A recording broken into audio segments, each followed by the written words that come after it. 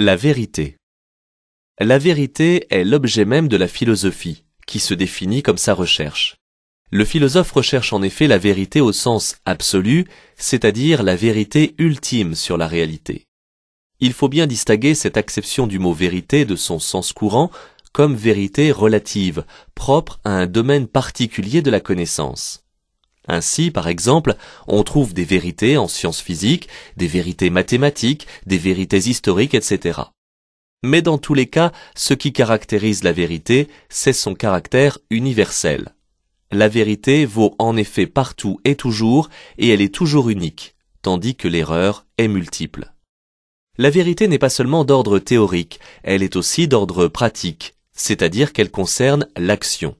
Ainsi, bien souvent, l'homme se réfère à des vérités morales, politiques, etc. Comme l'écrivait Malebranche au XVIIe siècle, « Je vois par exemple que 2 et 2 font 4 et qu'il faut préférer son ami à son chien. Et je suis certain qu'il n'y a point d'homme au monde qui ne le puisse voir aussi bien que moi. » La vérité semble aussi se caractériser par une forme d'évidence, même si elle s'en distingue. En effet, est évident ce qui paraît réel, sans que cela soit nécessairement vrai.